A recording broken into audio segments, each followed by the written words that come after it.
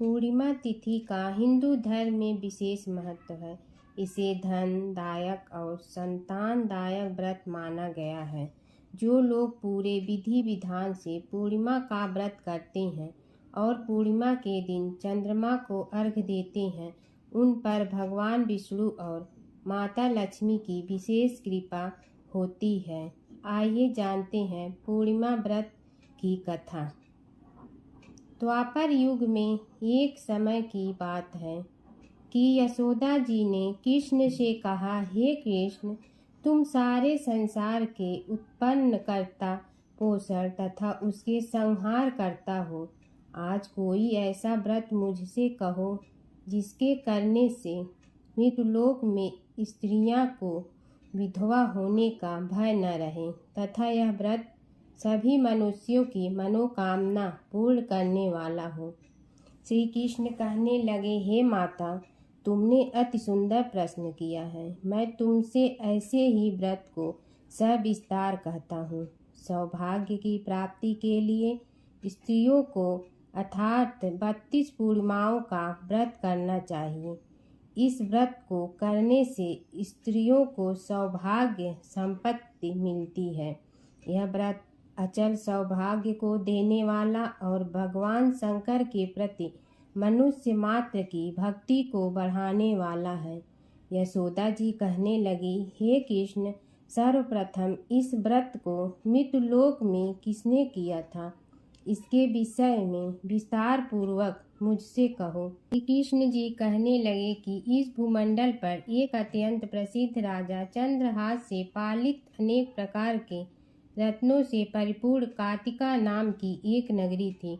वहाँ धनेश्वर नाम का एक ब्राह्मण था और इसकी स्त्री अति सुशील रूपवती थी। दोनों ही उस नगरी में बड़े प्रेम से साथ रहते थे। घर में धन धान्य आदि की कोई कमी नहीं थी। उनको एक बड़ा दुख था, उनके कोई संतान नहीं थी, जिस वजह से वह बहुत दुखी रहते थे। एक दिन एक बड़ा तपस्वी योगी उस नगरी में आया।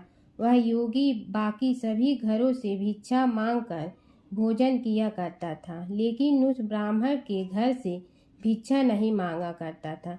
एक दिन योगी गंगा किनारे भिक्षा मांगकर प्रेम पूर्वक खा रहा था कि धनेश्वर ने योगी को यह सब करते देख लिया। सब कार्य किसी प्रकार से देख लिया।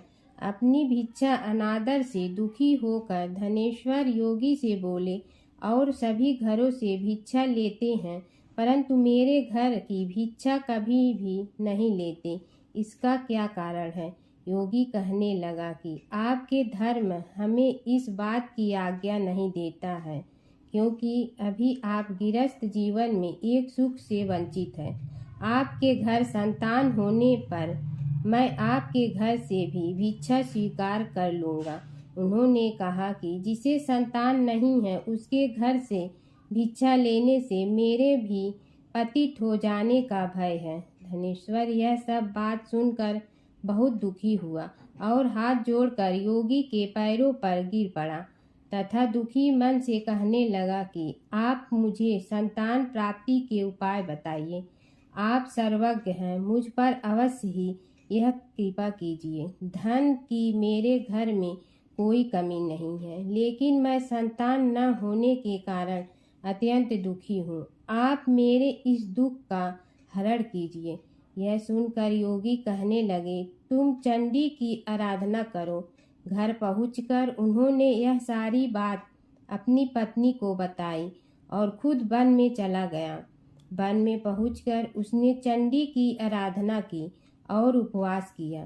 चंडी ने 16 दिन उसको सपने में दर्शन दिए और कहा कि हे धनेश्वर, जा तेरे पुत्र होगा, लेकिन उसकी आयु सिर्फ 16 वर्ष होगी। 16 वर्ष की आयु में ही उसकी मृत्यु हो जाएगी। अगर तुम दोनों स्त्री और पुरुष 32 पूर्णिमाओं को व्रत करोगे तो यह दीर्घायु हो जाएगा। जितनी तुम्हारी सामर्थ्य हो उतने आँचे के दिए जलाकर शिव जी का पूजन करना, लेकिन पूर्णमासी 32 ही होनी चाहिए। सुबह होती ही तुम्हें इस स्थान के पास एक आम का पेड़ दिखाई देगा। उस पर चढ़कर एक फल तोड़कर अपने घर चले जाना। अपनी स्त्री का इस बारे में बताना। सुबह स्नान होने के बाद वह स्वच्छ होकर शंकर जी का ध्यान करके उस फल को खा ले। तब शंकर भगवान की कृपा से उसको गर्भ हो जाएगा। जब ब्राह्मण सुबह उठा तो उसे उस स्थान पर आम का पेड़ दिखाई दिया और वह उससे फल तोड़ने के चढ़ा, लेकिन वह पेड़ पर चढ़ नहीं पा रहा था। यह देखकर उसे बड़ी चिंता हुई। उसने भगवान गणेश की उपासना की और कहा, हे दयानिधि, अपने भक्तों के विघ्नों का नाश करके उनके मंगल कार्य को करने वाले, दुष्ट का नाश करने वाली, रिद्धि सिद्धि देने वाले, आप मुझे इतना बल दे कि मैं अपनी मनोकामना पूरी कर सकूं। इसके बाद वह पेड़ से फल तोड़कर अपनी पत्नी के पास पहुंचा। उसकी पत्नी ने अपने पति के कहे अनुसार इस फल को खा लिया और वह गर्भवती हो गई। देवी की कृपा से उसे बहुत सुंदर पुत्र पैदा हुआ। उसका नाम उन्होंने देवी दास रखा। माता पिता के हर्ष और शोक के साथ वह बालक बढ़ने लगा। भगवान की कृपा से बालक बहुत ही सुंदर था, सुशील और पढ़ाई लिखाई में भी बहुत ही निपुण था। दुर्गा जी के कथा अनुसार उसकी माता से 32 पूर्णमासी का व्रत रखा।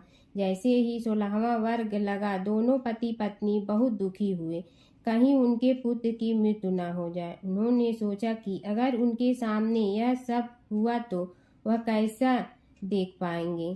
तभी उन्होंने देवीदास के मामा को बुलाया और 1 वर्ष के लिए देवीदास को काशी में पढ़ने के लिए भेज दिया। 1 वर्ष के बाद उसे वापस लेकर आ जाना। देवीदास अपने माता के साथ एक घोड़े पर सवार होकर चल दिया। उसके मामा को भी यह बात पता नहीं था। दोनों पति पत्नी से 32 पूर्णमासी का व्रत पूरा किया। दूसरी तरफ मामा और भांजा दोनों रात गुजारने के लिए रास्ते में एक गांव में रुके। उस दिन उस गांव में ब्राह्मण की कन्या का विवाह होने वाला था। जिस धर्मशाला में वर और बारात के बाकी लोग रुके हुए थे, उसी धर्मशाला में देवीदास और उसका मामा ठहर गए। उधर कन्या को तेल आज चढ़ाने के बाद जब लग्न का समय आया तो वर की तबीयत खराब हो गई। वर के पिता ने अपने परिवार वालों से विचार विमर्श करके कहा कि यह देवीदास मेरे पुत्र जैसा ही है, मैं इसके साथ लगन करा दूं और बाद में बाकी सारे काम मेरे बेटे के साथ पूरे हो जाएंगे। ऐसे कहने के बाद वर के पिता देवीदास को मांगने के लिए उसके मामा के पास गए और उन्हीं सारी बात बताई। मामा ने कहा कि कन्यादान में जो कुछ भी मिलेगा वो हमें दे दिया जाए। वर के पिता ने बात स्वीकार कर ली। इसके बाद देवीदास का विवाह कन्या के साथ संपन्न हो गया। इसके बाद वह अपनी पत्नी के साथ भोजन न कर सका और मन में विचार करने लगा कि न जाने यह किसकी पत्नी होगी। यह सोचकर उसकी आंखों में आंसू आ गए। तब वधू ने पूछा कि क्या बात है, आप उदास क्यों हैं? तब उसने सारी बातें पत्नी को बता दी। तब कन्या कहने लगी, यह ब्रह्मा विवाद के विपरीत है। आप ही मेरे पति हैं, मैं आपकी पत्नी रहूंगी, किसी अन्य की कभी नहीं। तब देवीदास ने कहा, ऐसा मत करिए, क्योंकि मेरी आय बहुत कम है, मेरे बाद आपका क्या होगा। लेकिन उसकी पत्नी नहीं मानी और बोली, स्वामी आप भोजन कीजिए। दोनों रात में सोने के लिए चले गए। सुबह देवीदास ने पत्नी को 4 नगों से जड़ी एक अंगूठी दी और एक रुमाल दिया और बोला कि हे प्रिय, इसे लो और संकेत समझकर स्थिर चित्त हो जाओ। मेरे मरण और जीवन जानने के लिए एक पुष्प वाटिका बना लो, उसमें सुगंधित वाली एक नव मल्लिका लगा लो, उसको प्रतिदिन जल से सींचा करे और आनंद के साथ खेलो कूदो। जिस समय और जिस दिन मेरा प्राणांत होगा उस दिन यह फूल सूख जाएंगे। जब यह फिर से हरे हो जाए तो जान लेना मैं जीवित हूँ। यह समझाकर वह वहाँ से चला गया। इसके बाद वह जब वर और बाकी बाराती मंडप में आए तो कन्या ने उसे देखकर कहा कि ये मेरे पति नहीं हैं, मेरे पति वह हैं जिनके साथ रात में विवाद हुआ है, इसके साथ मेरा विवाह नहीं हुआ है। अगर यह वही है तो यह बताए कि मैंने इसके क्या दिए हैं। साथ ही कन्यादान के समय को आभूषण मिले उन्हें दिखाए। कन्या की ये सारी बातें सुनकर वह कहने लगा कि मैं यह सब नहीं जानता। इसके बाद सारी बारात भी अपमानित होकर लौट गई।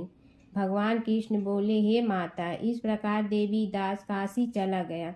कुछ समय जब बीत गया तो एक सर्प उसको डसने के लिए वहां आया, लेकिन वह उसको काट नहीं पाया, क्योंकि उसकी माता ने पहले ही 32 पूर्णिमा का व्रत कर लिए थे। इसके बाद खुद काल वहां पहुंचा। भगवान की कृपा से तभी वहां माता पार्वती और भगवान गणेश आ गए। देवी दास को मूर्छित दशा में देखकर माता पार्वती ने भगवान शिव से प्रार्थना की, महाराज, इस बालक की माता ने पहले ही 32 पूर्णिमा के व्रत कर लिए हैं, आप इसको प्राण दे। भगवान शिव ने माता पार्वती के कहने पर उसे प्राण दान दे दिया। उधर उसकी पत्नी उसके काल की प्रतीक्षा कर रही थी। उसकी पत्नी ने जाकर देखा कि पुष्प और पात्र दोनों ही नहीं है तो उसको बहुत आश्चर्य हुआ, और जब उसने देखा कि पुष्प वाटिका फिर से हरी हो गई तो वह समझ गई कि उसका पति जिंदा हो गया है। इसके बाद वह बहुत ही प्रसन्न होकर अपने पिता से कहने लगी कि मेरे पति जीवित हैं, उनको ढूंढिए। जब 16वां वर्ष व्यतीत हो गया तो देवी दास भी अपने मामा के साथ काशी चल दिया। इधर उसकी पत्नी के परिवार वाले उसे ढूंढने के लिए जा रहे थे कि उन्होंने देखा कि देवी दास और उसका मामा उधर ही आ रहे थे। उसको देखकर उनके ससुर बहुत प्रसन्न हुए और उसे अपने घर ले आए। वहाँ सारा वर्ग इकट्ठा हो गया और कन्या ने भी उसे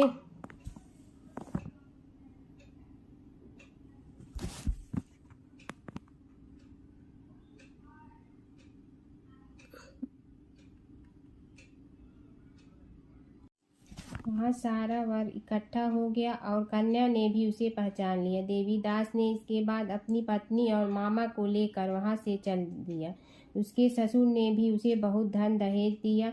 जब वह अपने घर की तरफ चल रहा था तो उसके माता पिता को लोगों ने खबर कर दी, तुम्हारा पुत्र देवी दास अपनी पत्नी और मामा के साथ आ रहा है। ऐसा समाचार सुनकर पहले तो उन्हें विश्वास नहीं हुआ, लेकिन जब देवी दास आया और उसने अपने माता पिता के पैर छुए तो देवी दास के माता पिता ने उनका माथा चूमा और दोनों को अपने सीने से लगा लिया। दोनों को आने की खुशी से घनेश्वर ने बहुत दान दक्षिणा ब्राह्मणों को दे दिया। श्री कृष्ण जी कहने लगे कि इस तरह धनेश्वर को 32 पूर्णिमा का व्रत के प्रभाव से संतान प्राप्त हुई। जो स्त्रियां इस व्रत को करती हैं वह जन्म जन्मांतर तक वैधव्य का दुख नहीं भोगती हैं और सदैव सौभाग्यवती रहती हैं। यह मेरा वचन है। यह व्रत संतान देने वाला और सभी मनोकामना को पूर्ण करने वाला है।